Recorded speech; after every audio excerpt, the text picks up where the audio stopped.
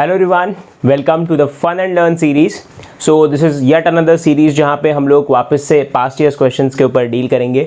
Signals में हमने I guess 4 से 5 क्वेश्चंस किए हुए हैं पास्ट ईयर्स के जो बेस थे, right. We started from 2015 onwards and हम जितने भी इंपॉर्टेंट क्वेश्चंस थे सबको कवर किया है। सिमिलरली इसमें अब हमारा क्योंकि सिस्टम्स का पार्ट भी कंप्लीट हो गया है तो मुझे लगता है हम अब थोड़े ज़्यादा क्वेश्चंस को डील कर सकते हैं अच्छे से। Okay, so but before we start एक पॉजिटिव थॉट देखिए। Start where you are, use what you have and do what you can. Okay, काफ़ी इंपॉर्टेंट है ये थॉट आज के डेट में आप लोग के लिए, ठीक है। 6 महीने बचे हुए हैं, सो आप लोग को काफ़ी ज़्यादा एक तरीके से डिसीजन लेना पड़ेगा कि क्या है मेरे पास अवेलेबल, क्या मुझे करना चाहिए। सो आई गेस ये आप लोगों के लिए बहुत ही एप्ट ये थॉट है। ओके, चलो ठीक है, कोई नहीं, अभी चलते हैं अपन डायरेक्टली क्वेश्चन की तरफ। Let's start with question number 1। देखो, सो ये 2018 का 1 मार्क का आया हुआ क्वेश्चन है। हमारे पास 4 ऑप्शंस दिए गए थे। क्वेश्चन क्या है आप देख लो एक बार कि इनपुट जो है वो हम u से रिप्रेजेंट कर रहे हैं, आउटपुट जो है वो y से रिप्रेजेंट हो रहा है यहाँ पे। एंड हमें पूछा गया है कि which of the following is not a linear system. Okay, तो यहाँ पे आप ना ये वर्ड्स जो है थोड़े इंपॉर्टेंट है। देखो यहाँ पे इन लोग ने बोला है not a linear system, it's very important. मैं इसको अंडरलाइन कर रहा हूँ, ओके, ताकि मिस्टेक ना हो। फाइन, u जो है हमारा क्या है, इनपुट है। u is the input and y is the output, ठीक है। ये भी बात हमें पता है। Now we are provided with 4 options and हमें देखना है कि कौन सा इसमें से लीनियर है या कौन सा लीनियर नहीं है। ओके, अब देखो, सो अभी देखो, before we discuss anything, before we like talk anything about the options, एक चीज़ जो मुझे लगता है कि आप देख के बता सकते हो कि एक आंसर क्या हो सकता है which is not a linear system, ठीक है। ये क्वेश्चन एक्चुअली है 10 सेकेंड का। ओके, अभी आप लोगों ने लीनियरिटी वाला वीडियो देखा है, उसमें मैंने आप लोगों को बहुत ही डिटेल में आरसी नेटवर्क एक्सप्लेन किया हुआ था। आरसी नेटवर्क में मैंने जब बताया था कि जब कैपेसिटर चार्ज होता है प्रीवियसली, जब उसमें ऑलरेडी कोई वोल्टेज प्रेजेंट होता है तो हमें आउटपुट किस फॉर्म का मिल रहा था, मुझे बताओ। वीसी ऑफ टी जो था हमारा, VC of T was initial value, जैसे मैंने वहाँ पे बोला था 5 वोल्ट है, प्लस हमने जो उसका चार्जिंग एक्सप्रेशन लिखा था वो था, सो लेट्स से 1 वोल्ट मैंने दिया हुआ था, 1 minus e powered minus t by tau. So वो कौन सा एलिमेंट था जो इस सिस्टम को नॉन लीनियर बना रहा था, वो था ये 5 वोल्ट्स। करेक्ट बात है। सो एक तरीके से ये जो एक कांस्टेंट वैल्यू यहाँ पे ऐड हो रही थी इस चार्जिंग एक्सप्रेशन के अलावा, ठीक है, ये चार्जिंग एक्सप्रेशन जो है इसके अलावा अगर कोई एक चीज़ है जो इस सिस्टम को नॉन लीनियर बना रहा है तो वो है उसका इनिशियल वोल्टेज। बराबर बात। तो अगर इसको मैं एक तरह से इक्वेशन के फॉर्म में लिखने की कोशिश करूं, क्योंकि ये जो आउटपुट हमें मिला है it is due to some input, तो हम ऐसे बोल सकते हैं क्या इसको कि आई कैन से कि y जो है ये मेरा आउटपुट है is equals to, let's say ये हमारा कांस्टेंट है k प्लस, और ये जो पार्ट है वो एक तरीके से इनपुट पे डिपेंडेंट है, सो मैं बोलता हूं इसको अल्फा एक्स। एक्स नहीं, चलो यहाँ पे क्योंकि u हमारा इनपुट है तो u को मैं यहाँ लिख देता हूँ। सो क्या मैं इसको इस फॉर्म में लिख सकता हूँ कि ये कोई एक स्केलिंग फैक्टर है उसका और ये हमारा इनपुट है और this is some constant value. तो ये एक तरीके से नॉन लीनियर सिस्टम का रिप्रेजेंटेशन था आरसी नेटवर्क में। तो आई गेस आपको आंसर यहाँ पे क्लियरली समझ जाएगा कि answer is option number C. Okay बात, ठीक है। सो ऑप्शन नंबर 3 जो है वो हमारा आंसर है। तो विद इन 30 सेकेंड्स आप देख के बता सकते हो कि आंसर क्या है, लेकिन अब बाकी के ऑप्शंस को भी हम लोग को एलिमिनेट करना है कि क्यों वो लीनियर है, वो भी हमें समझना है। ओके, बिकॉज सिर्फ आंसर निकालना हमारा एम नहीं है, राइट। सो अभी बाकी ऑप्शंस के ऊपर भी डिस्कशन करेंगे। देखो, सो अभी इसको हटा देते हैं। Fine, so let's see the option number 1। सो वहाँ पे मैं देखता हूँ कि एक डिफरेंशियल इक्वेशन मुझे दिया हुआ है। पिछले लेक्चर में मैंने आप लोगों को जब लीनियरिटी पढ़ाया था एक होमवर्क दिया था मैंने आप लोगों को। वो क्वेश्चन क्या था मुझे बताओ, कि वो क्वेश्चन था y is equals to d by d t of x।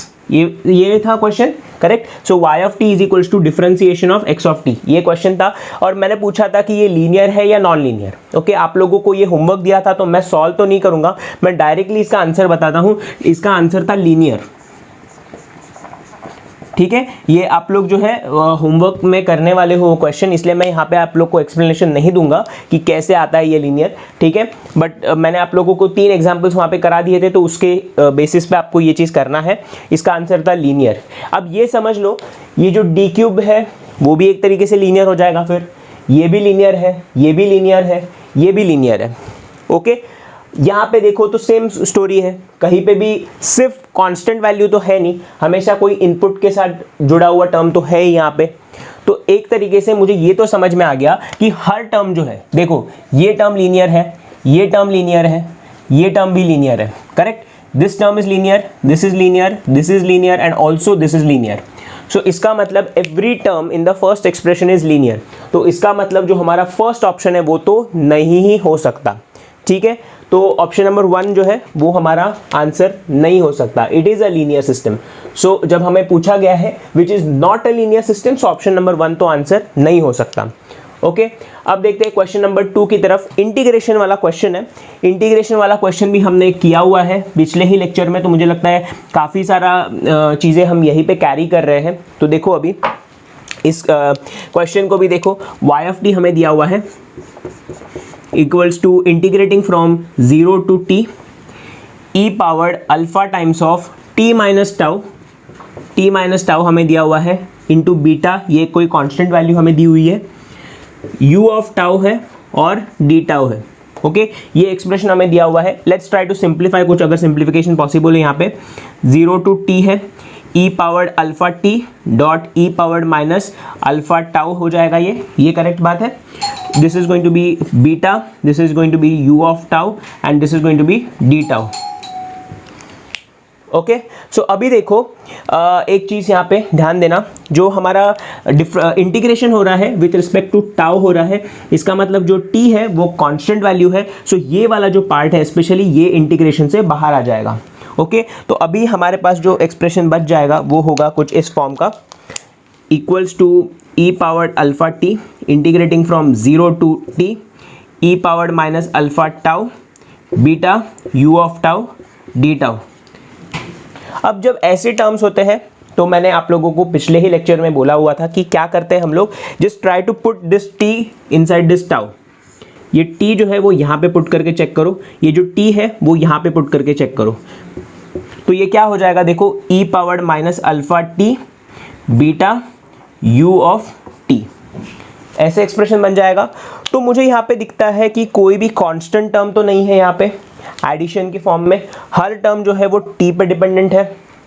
Okay, और ये जो इनपुट है u ऑफ t वो आउटपुट पे डायरेक्टली डिपेंड भी करता है, वो u ऑफ t जो है वो आउटपुट पे डायरेक्टली डिपेंड भी करता है। और ये जो पार्ट है ये क्या है, एक तरीके से कोएफिशिएंट है ना, ये बस एक कोएफिशिएंट है, करेक्ट। सो अभी कोएफिशिएंट के साथ हमें क्वेश्चन मतलब दिमाग में ये आ सकता है। अभी एक चीज़ तो समझ में आ गया कि आउटपुट और इनपुट के बीच में डायरेक्ट रिलेशनशिप है, तो लीनियर तो है, ओके, उस हिसाब से। लेकिन अभी ये जो कोएफिशिएंट है क्या वो उसको नॉन लीनियर बना रहा है कि नहीं, अब वो देखना जरूरी है, ठीक है ना। तो अभी हमारा जो कन्वेंशनल अप्रोच है वही लगाएंगे हम लोग। मैं फिलहाल शॉर्टकट्स आपको नहीं बताऊंगा, बिकॉज मैंने आप लोग को बोला है आपको शॉर्टकट्स चाहिए तो आप लोगों को 31st और 32nd लेक्चर के लिए वेट करना पड़ेगा। और उसके लिए आपको क्या करना है, कमेंट्स में डालना है कि we need that video, okay, because वो वीडियो सिर्फ और सिर्फ आप लोग अगर डिमांड करोगे तो ही बनने वाला है। ओके, सो अभी देखो ये वाले पार्ट पे हम लोग मेनली काम करेंगे। देखो सो अभी कोएफिशिएंट का जो पार्ट है, ये कोएफिशिएंट का जो चीज़ हमारे सामने आ गया है, हमें वो चीज़ देखना है।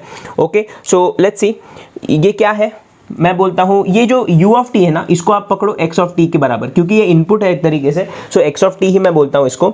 सो अगर मैं लिखता हूँ x1 ऑफ t है, उसको मैंने सिस्टम में दे दिया, सिस्टम का आउटपुट क्या आ जाएगा, देखो e powered minus alpha t beta times of x1 of t, ये सही है, करेक्ट बात है। सिस्टम ने क्या किया है, बस एक कोई कोएफिशिएंट है, उस कोएफिशिएंट को इनपुट के साथ मल्टीप्लाई करके आउटपुट में दे दिया। सिमिलरली क्या किया मैंने, x2 ऑफ t ले लिया, इनपुट में दे दिया सिस्टम को, आउटपुट में क्या मिला मुझे, e powered minus alpha t beta times of x2 of t के बराबर, ये भी करेक्ट है। बस वही जो सिस्टम का काम क्या है, एक कोएफिशिएंट्स को मल्टीप्लाई करके दे दो। अब थर्ड केस हम क्या बोलते हैं कि x1 और x2, x1 प्लस x2 दोनों हमने ऐड कर दिया एक ही टाइम पे और उसको सिस्टम को दे दिया। सिस्टम का काम क्या है, और इसको मैंने बोल दिया ये मेरा x3 है। सिस्टम का काम है इनपुट को एक कोएफिशिएंट से मल्टीप्लाई कर दो, e powered minus alpha t beta times of x3 of t के बराबर। और x3 क्या है, x1 प्लस x2 का कॉम्बिनेशन। तो हमें समझ गया कि जब इन दोनों का मैं एडिशन करता हूं, इन दोनों का जब मैं एडिशन करता हूं एंड जब मैं इसके साथ कंपेयर करूंगा तो मुझे दिखता है कि ये दोनों चीज़ तो सेम है। इसका मतलब ये जो सिस्टम है वो भी एक लीनियर सिस्टम है। ओके, सो कोएफिशिएंट से हमारे लीनियरिटी को कोई भी फर्क नहीं पड़ता है। कोएफिशिएंट अगर टाइम डिपेंडेंट हो या टाइम इंडिपेंडेंट भी हो तो भी हम बोल सकते हैं कि जो हमारा सिस्टम है it is always going to be a linear system. Correct बात है। ओके, सो इसलिए ऑप्शन नंबर जो 2 है वो भी हमारा आंसर नहीं हो सकता। It is also a case of linear system, तो इसको भी मैं हटा देता हूं। लास्ट वाला ऑप्शन यार ये तो बहुत ही टिंचू सा क्वेश्चन है यार। देखो ये चीज़ तो मुझे लगता है कि हमने वापस आरसी सर्किट का ही मैं एग्जांपल लूंगा यहाँ पे इस चीज़ को एक्सप्लेन करने के लिए। आरसी सर्किट के केस में आप लोग को मैंने क्या बोला था, अगर मेरा कैपेसिटर इनिशियली डिस्चार्ज हो तो हमें इस टाइप का एक्सप्रेशन मिलने वाला है, क्योंकि मेरा जो वीसी ऑफ टी जो होता है उस केस में वो क्या होता है 1 × 1 minus e power minus t by tau. ठीक है, जब कैपेसिटर इनिशियली जो है डिस्चार्ज हो। तो ये जो आउटपुट मुझे मिला है वो सिर्फ और सिर्फ इनपुट की वजह से है। इस आउटपुट में प्रीवियस कोई कंडीशन तो अवेलेबल नहीं है। इसका मतलब this is of the form, मैं बोल सकता हूँ कि y is equals to alpha u, कुछ इस फॉर्म का क्वेश्चन है and which is option number 4। तो इसका मतलब ये जो है वो भी एक लीनियर सिस्टम है, तो ये भी हमारा ऑप्शन नहीं हो सकता। क्लियर है बात। ओके, सो अभी मैंने आप लोगों को एक शॉर्टकट तरीका भी बता दिया कि कैसे देख के आप बता सकते हो कि ये आंसर है हमारा, और बाकी के ऑप्शंस क्यों नहीं है ये भी हमने रीजनिंग बहुत डिटेल में समझ लिया। ओके, सो आई होप आप लोगों को ये समझ में आया। अब चलते हैं क्वेश्चन नंबर 2 की तरफ। ऑल राइट, तो अभी देखो हमें दिख रहा है क्वेश्चन नंबर 2 हमारे सामने है। ओके, बहुत ही सिंपल सा क्वेश्चन है ये भी। देखो क्या दिया हुआ है, एक एक्सप्रेशन हमें दिया हुआ है इनपुट आउटपुट रिलेट करने वाला, y of t is equals to integrating from t minus capital T to small t x of tau d tau. एक इंटीग्रेशन करना है एक पर्टिकुलर पीरियड में, और हमें पूछा हुआ है कि the system is, so linear plus time variant है, linear plus time invariant, non linear plus time variant and non linear plus time variant. ऐसे कोई ऑप्शंस हमारे पास दिए हुए हैं। 2017 का क्वेश्चन है। एक काम करो, पॉज करो वीडियो को, ट्राई करो खुद से, बनता है तो सही है बहुत। आप लोग आंसर बता दोगे कमेंट्स में मुझे कि I got answer correct. Question number 2 का आंसर ये है। ओके, और नहीं भी बनता है तो कोई बात नहीं, हम तो अभी एनीवे सॉल्व करने वाले हैं। ठीक है, so you can pause the video right now and you can try the question once. ठीक है, फाइन। सो चलो अभी हम स्टार्ट करते हैं। देखो अभी सबसे पहले क्या है, सिंपल क्वेश्चन है, ज़्यादा कॉम्प्लिकेट करना नहीं है हमें। तो क्या करना है, सबसे पहले यार एक बार लिख दो यहाँ पे एक्सप्रेशन क्या है, बिकॉज ये आपको क्या है कंप्यूटर स्क्रीन में दिखेगा। जस्ट कोशिश ये रखना कि एक बार आप आपके जो राइटिंग पैड है उसके ऊपर एक बार लिख दो उसको, equals to integrating from t minus capital T to small of t x of tau है, और ये हो जाएगा डी टाउ। फाइन। सो अभी केयरफुली ऑब्जर्व करना इस चीज़ को, क्या क्या हम करने वाले हैं। हमें लीनियरिटी और टाइम इनवेरिएंस या वेरिएंस पे बात करनी है। फाइन। सो ज़्यादा हम लोग को और आगे पीछे की डिस्कशन की ज़रूरत नहीं है, सिर्फ इन 2 प्रॉपर्टी सिलेक्ट करने वाली हर चीज़ को हम देखेंगे। अब क्योंकि इंटीग्रेशन है और क्योंकि हम लीनियरिटी पे अभी जस्ट डिस्कशन करके आए हैं, तो मुझे लगता है कि आपको ये चीज़ का आंसर समझ जाएगा। ये क्या है, ये एक लीनियर सिस्टम होगा। क्यों लीनियर सिस्टम होगा, ये हमने कहाँ पे किया हुआ है, लास्ट लेक्चर में ही किया हुआ है। सो जिनको भी डाउट आता है कि ये लीनियर सिस्टम क्यों है, तो इसके जस्ट पहले वाला जो लेक्चर है वो आप लोग देखेंगे। उसमें मैंने question number 2 I guess integration based ही किया हुआ है, तो आप लोगों को जो है समझ में आ जाएगा कि ये लीनियर सिस्टम क्यों है। फाइन। अभी हमारा डिस्कशन चलेगा कि ये टाइम इनवेरिएंट है या टाइम वेरिएंट है। ओके, देखो ये चीज़ के ऊपर मैं नहीं एक्सप्लेन करूंगा और ज़्यादा। ओके, बिकॉज आप लोग थोड़ा प्रीवियस वीडियो भी देखो, डायरेक्टली यहाँ पे जंप मत करो। ठीक है, उसका भी कोई एक रीज़न है, एक ऑर्डर में वो वीडियोस आ रहे हैं तो उसका भी कोई एक रीज़न है। फाइन। चलो अब देखते हैं time invariance and time variance की बात करते हैं। तो मैंने आप लोग को वहाँ पे ट्रिक तो दे दिया था, लीनियरिटी के लिए ट्रिक का वीडियो आने वाला है, लेकिन टीआईवी और टीवी का जो ये था time invariant and time variant का, उसका ट्रिक्स मैंने आप लोग को 3 ट्रिक्स बताए थे। पहला ट्रिक क्या था, there should be no time scaling. Okay, दूसरा था the coefficient must be constant, and तीसरा था एनी एडेड सब्ट्रैक्टेड डिवाइडेड और multiplied term should be either constant और 0। ओके, तो ये 3 ट्रिक्स मैंने आप लोगों को तभी लिखवाए थे। फाइन। तो अभी उन्हीं चीज़ों को यहाँ पे हम जो है थोड़ा यूज़ करके देखेंगे कि क्या होता है।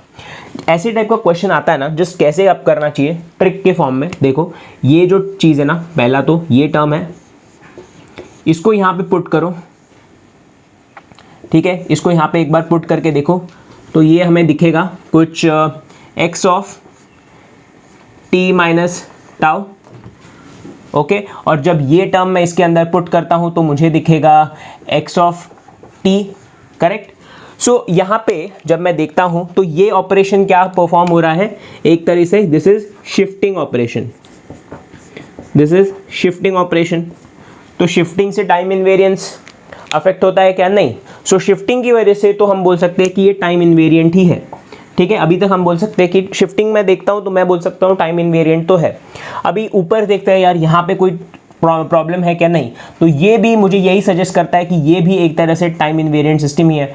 और क्योंकि अब सिर्फ दो ही ऑपरेशंस परफॉर्म हो रहे हैं तो मैंने देखा कि दोनों ऑपरेशंस जो है मुझे एक ही चीज़ इंडिकेट करती है, that is my system is time invariant, fine. क्योंकि यहाँ पे ना कोई स्केलिंग हो रहा है, ना कोई जो कोएफिशिएंट है वो कोएफिशिएंट जो है वो भी कांस्टेंट है। क्योंकि देखो यार ये 1 इंटू दिस थिंग है, करेक्ट ना, ये 1 इंटू एक्स ऑफ टाउ है और कोई कांस्टेंट और कोई टाइम डिपेंडेंट वैल्यू तो नहीं है यहाँ पे, फाइन। तो जो कोएफिशिएंट है वो भी कांस्टेंट है, तो वो वाला फैक्टर भी फुलफिल हो रहा है और कोई एडेड सब्ट्रैक्टेड डिवाइडेड टर्म भी यहाँ पे नहीं है। सो फाइनली हमारा आंसर होगा linear system plus time invariant. Easy, बहुत इजी था, ओके। ये तो चलो यार अभी शायद 1-1.5 मिनट लग गया इस क्वेश्चन को सॉल्व करने के लिए। आप लोग जब इसको सॉल्व करेंगे 30 सेकेंड्स में आपका आंसर आ जाना है, ठीक है। सो देखो ऑप्शन क्या होगा, linear plus time invariant, okay. So option B, fine. So यही था इस सेकंड क्वेश्चन के लिए। अब चलते हैं क्वेश्चन नंबर 3 की तरफ। ऑल राइट, सो अब देखते हैं क्वेश्चन नंबर 3। ये थोड़ा सा अलग क्वेश्चन है। देखो ये टॉपिक हमने अभी तक कवर किया नहीं है, 4th मॉड्यूल है हमारा सैम्पलिंग के ऊपर, ओके। सो फिलहाल मैं बस एक बहुत ही बेसिक आप लोग को बता दूंगा कि क्या फंडा है इसमें, बट इसके ऊपर एक डिटेल डिस्कशन करेंगे जब हम 4th मॉड्यूल में जाएंगे, फाइन। तो पहले क्वेश्चन पढ़ देते हैं। देखो, a continuous time function x of t is periodic with a period of T. The function is sampled uniformly with a sampling time period Ts. Find in which case the sampled signal is periodic. Fine. So एक continuous time signal है हमारे पास, उसको हमने sampler को दे दिया, sampler ने कुछ sampling perform किया, उसके बाद जो सैम्पल्स आए थे वो भी पीरियोडिक नेचर में है, लेकिन उनके पीरियोडिक नेचर में होने की जो कंडीशन है वो क्या है, हमें वो पूछा हुआ है। 4 ऑप्शंस हमें दिए हुए हैं। 2016 का 1 मार्क का क्वेश्चन है। सो अब देखते हैं क्या है। देखो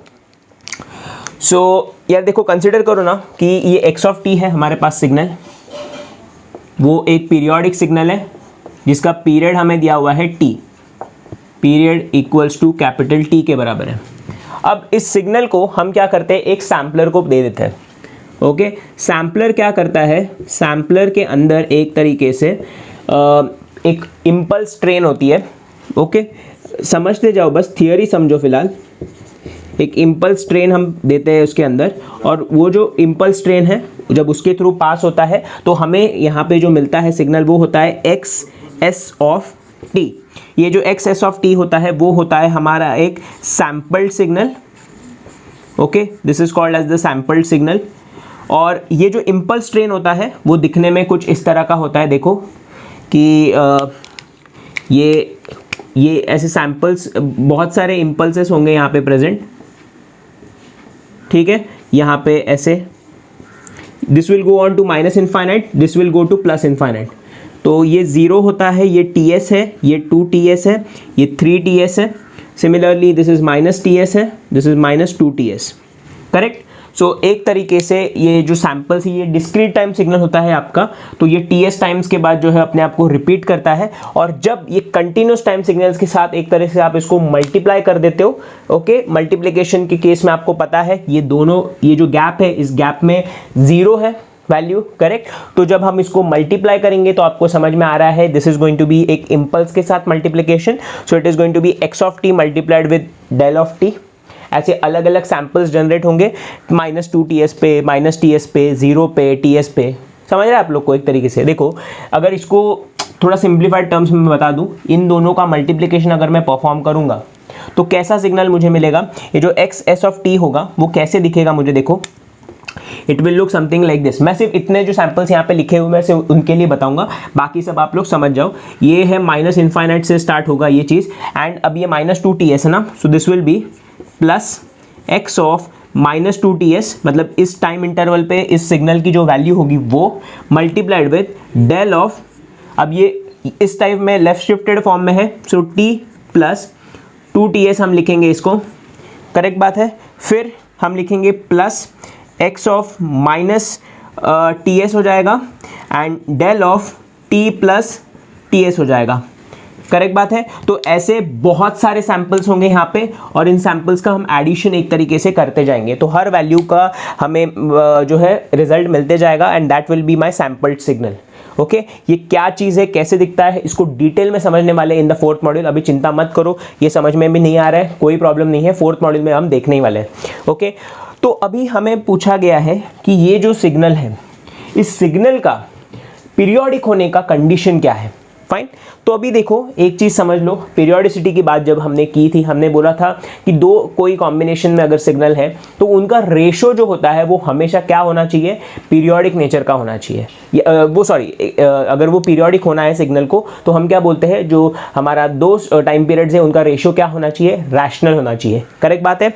सो अभी एक चीज़ समझो, यहाँ पे अगर मैं बोलता हूँ कि मेरा जो ओरिजिनल सिग्नल और मेरा जो सैंपल्ड सिग्नल है वो दोनों भी पीरियोडिक होने के लिए हम क्या बोलेंगे कि जो मेरा रेशो है ना, देखो हम एक तरह से ऐसे बोल सकते हैं कि ratio of T upon t S वो क्या होना चाहिए, रैशनल होना चाहिए, करेक्ट बात है। दिस शुड बी रैशनल, तब जाके हम बोलेंगे कि एक्स ऑफ टी और एक्सेस ऑफ टी दोनों भी पीरियोडिक है, करेक्ट। इसके पीरियोडिसिटी की कंडीशन तो हमें दे दी गई तो उसका तो कोई प्रॉब्लम नहीं है, लेकिन इसके पीरियोडिक होने की कंडीशन ये है कि अगर टी अपॉन टी एस जो है वो अगर रैशनल हो जाता है तो हम लोग बोलेंगे कि जो हमारा वो सैंपल्ड सिग्नल है वो भी एक रैशनल फॉर्म का, वो भी एक पीरियोडिक फॉर्म का है। ओके, ये अभी इसके ऊपर ज़्यादा आप चिंता मत करो, ये क्योंकि अब 2016 का लेटेस्ट क्वेश्चन था, मुझे लगा कि इस वीडियो में डाल देना चाहिए इसको। इसके ऊपर एक बहुत डिटेल डिस्कशन करेंगे हम जब हम मॉड्यूल नंबर 4 में जाने वाले हैं। फाइन, सो फिलहाल बस इतना याद रखो, टी अपॉन टी एस का रेशियो अगर रैशनल है तो हम बोलेंगे कि जो सैंपल्ड सिग्नल है वो है पीरियोडिक नेचर का। ऑप्शन चेक करो यार, टी अपॉन टी एस यहाँ पे करूँगा तो √2 है, इट्स इरेशनल वैल्यू, तो एक तरीके से ये ऑप्शन तो नहीं हो सकता। अब ऑलवेज तो आंसर हो नहीं सकता बिकॉज हमने ऑप्शन नंबर ए को कैंसिल आउट कर दिया है, तो ऑलवेज तो हो नहीं सकता, ए और सी तो आंसर नहीं हो सकते। अब चलो यार बी ऑप्शन पे, टी अपॉन टी एस क्या है, 1.2, 1.2 क्या है, एक रैशनल वैल्यू है, हाँ वो एक रैशनल वैल्यू है। सो इसका मतलब ये है हमारा आंसर, नेवर बी नहीं हो सकता, क्योंकि आप समझ लो कि ऑप्शन नंबर बी आ रहा है तो नेवर तो नहीं हो सकता, ठीक है। So final answer is B, t upon t s जो है वो 1.2 का रेशो है, दोनों रैशनल है रेशो, तो इसलिए हम बोलेंगे कि the sampled signal is periodic nature में है।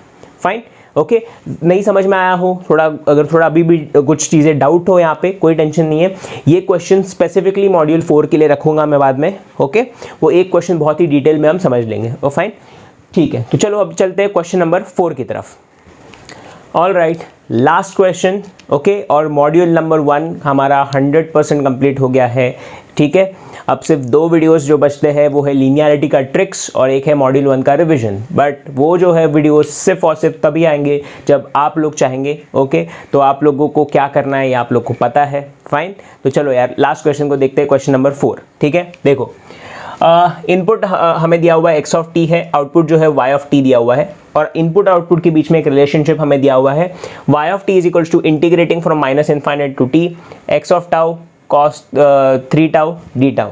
ओके, सो अभी देखो सिस्टम में हमें क्या पूछा है, टाइम इनवेरिएंट है, मतलब टाइम इनवेरिएंस या वेरिएंस की बात करनी है, एंड सेकंड चीज़ है वो है स्टेबिलिटी की, ठीक है ना, ये कुछ नया आया है। फाइन, सो अभी देखो स्टेबिलिटी की बात कैसे हम लोग करेंगे, क्या क्या करेंगे अब देखें, आप लोग देख लेना इस चीज़ को। फाइन, ओके, अब देखो सबसे पहले ना स्टेबिलिटी की बात करते हैं, सबसे इजी चीज़ है क्योंकि वो, तो हम पहले स्टेबिलिटी की बात करते हैं। तो यार ये इक्वेशन को देखो, सबसे पहले हम क्या करेंगे, बीबो स्टेबिलिटी को कंसिडर कर रहे हैं। बीबो स्टेबिलिटी से हम क्या बोलते हैं कि ये एक बाउंडेड इनपुट अगर हम देते हैं सिस्टम को, करेक्ट, अगर हम बाउंडेड इनपुट दे तो हमें चांस है कि जो है हमारा आउटपुट है वो भी बाउंडेड हो।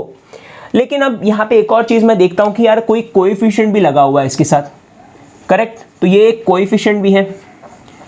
ओके, तो कोएफिशिएंट का नेचर क्या है वो भी बहुत मैटर करेगा, बराबर है बात, ठीक है। अगर इस सिग्नल को मैं थोड़ा ग्राफिकल टर्म्स में देखने की कोशिश करूं तो ये कुछ इस तरह का सिग्नल है, देखो, तो हमारा cos ऑफ 3 टाउ है वो कुछ इस तरह का दिखेगा, बराबर है। This is going to be +1, this is going to be -1, ये 0 है, this is going to be π/2, this is going to be 3π/2 है, ये हो जाएगा पाई वैल्यू इसकी, और ये हो जाएगा इसका 2π, जहाँ पे वापस से it will achieve its value as 1।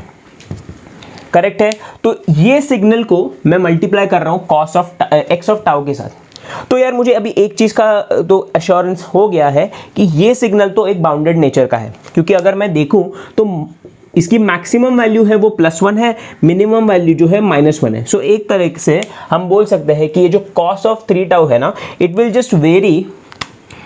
Just very from -1 to +1, बराबर है। इसका लिमिट इतना ही है, -1 to +1 के बीच में ही वेरी कर सकता है, उससे ज़्यादा वो मूव नहीं करेगा। Fine.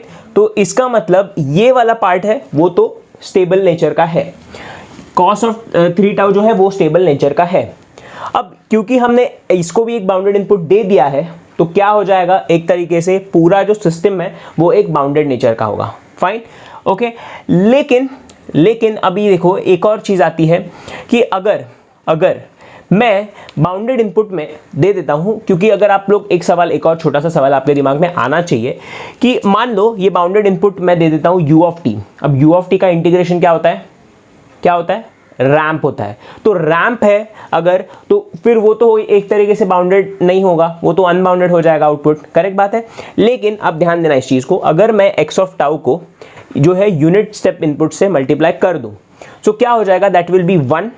So 1 multiplied with cos 3 tau, so मतलब इंटीग्रेशन ऑफ cos 3 टाउ होने वाला है एक तरीके से। अब इसके इंटीग्रेशन जो है वो एक तरीके से फाइनाइट वैल्यू ही देगी, बराबर है। एरिया अंडर द कॉस वाला टर्म जो है एक पर्टिकुलर टाइम इंस्टेंट पे, क्योंकि ये जो t है वो भी एक फाइनाइट वैल्यू होने वाली है, सो जो भी एरिया आएगा वो फाइनाइट नेचर का ही होगा। सो इसलिए हमारा आउटपुट जो है वो भी बाउंडेड नेचर का ही होने वाला है, ये याद रखना इस चीज़ को। इसीलिए हम सेफली बोल सकते हैं कि दिस सिस्टम इज स्टेबल। ठीक है, जिनको नहीं समझ में आया हो एक क्विक रिकैप दे देता हूँ। देखो, हमने ऑब्जर्व किया कि मेरा जो इनपुट साइड है वो दो चीज़ का कॉम्बिनेशन है, एक है कोएफिशिएंट और एक है इनपुट, और उन दोनों का मल्टीप्लिकेशन करते हैं हम लोग, और उस मल्टीप्लिकेशन के अंडर जो भी एरिया आता है उस एरिया को हम कैलकुलेट करते हैं, और वो होता है हमारा आउटपुट। ओके, अब वी आर कंसर्न कि हमारा आउटपुट जो है वो बाउंडेड आएगा कि नहीं। तो उसके लिए हम पहली चीज फिक्स कर देते हैं, वो है कि हमें एक बाउंडेड इनपुट तो देना पड़ेगा। So we first start with giving a bounded input, then we go on to see that cos 3 tau is another bounded signal which is a coefficient, but it is of bounded nature. So one thing that is sure, that the multiplication will also be a bounded value. Okay, now the final step is finding the area under the multiplication of the values, correct? So when we see that if I take a bounded input as unit step, so when I multiplied 1 with cos of 3 tau, it will be again cos of 3 tau, and I'm going to integrate area under the cos 3 tau till some time instant t, which is a finite value. Okay, so I come up with the result that my output will also be a bounded value, and it is of the stable nature. Fine, so I can safely say that my system is a stable system. Fine, so अभी options में देखें तो option number 3 नहीं हो सकता, option number 4 है वो भी नहीं हो सकता। So we are concern with just 2 options now, option number 2 and option number 1। सो 50% तक हम आंसर के पास तो पहुंच गए हैं। ये वाला जो एरिया है अब इससे हमें कोई भी लेना देना नहीं है, सिर्फ ये पहले 2 ऑप्शंस में ही हमारा रिजल्ट छुपा हुआ है। फाइन, अब देखो नेक्स्ट चीज देखो, when I talk about time invariance और time variance, okay, now we see that this is a coefficient, right? The coefficient is dependent upon time. So what do we say? ये चीज जो है coefficient जो है वो time dependent है, correct? So time dependent है अगर, ट्रिक के हिसाब से क्या बोलोगे आप? ट्रिक के हिसाब से हमें क्लियरली आंसर मिल जाता है कि this is a time varying system, this is going to be a time varying system, correct बात है। फाइन, आप लोग कन्वेंशनल मेथड लगा के भी इस चीज को कर सकते हो, लेकिन हमें आंसर मिल चुका है, option number B is the answer. So it's going to be a stable and time varying system. Okay, I hope आप लोग को समझ में आया हो, आई होप आप लोग को अच्छा लगा हो। ये 4 क्वेश्चंस काफ़ी अच्छे नेचर के थे, और ऐसे और भी क्वेश्चंस हैं जो आप खुद से ट्राई करो, बिकॉज फिर आप लोग को भी कॉन्फिडेंस डेवलप होगा उससे। एंड अब नेक्स्ट वीडियो ऑनवर्ड्स हम जो है स्टार्ट करने वाले हैं module number 2, that is LTI systems. We have finally completed the module 1 like in the all possible ways. Questions cover कर लिए हैं, ट्रिक्स कवर कर लिए हैं, सारा थियोरी पार्ट भी हमने 100% कवर किया है। It was a very big module, I know 21 और अभी ये आई गेस 22nd वीडियो हो गया इस मॉड्यूल 1 पे, right. So it was a very huge module. आगे के मॉड्यूल जो है वो इतने बड़े नहीं होंगे, स्पेशली LTI की बात करूँ तो आई गेस ज़्यादा से ज़्यादा मैं उसको 7-8 लेक्चर्स में कवर कर लूँगा, ज़्यादा डिफिकल्ट नहीं है वो चीज़ें, काफ़ी सिंपल है, तो वो भी हो जाएगा जल्दी। Then will move on to the third module. So थोड़ा अभी हमें पेसअप करने की ज़रूरत है ताकि जल्द से जल्द पूरा सिलेबस कंप्लीट हो जाए एंड आप लोग के पास पूरा का पूरा प्लेलिस्ट भी अवेलेबल हो। ओके, सो आई होप आप लोग को पसंद आया हो। कोई भी डाउट हो कमेंट्स में डालते रहना, रिविजन करते रहो, होमवर्क करते रहो, and 31st and 32nd video के लिए क्या करना है मैंने आप लोग को बता दिया है। Okay, till then thank you very much, will see in the next video.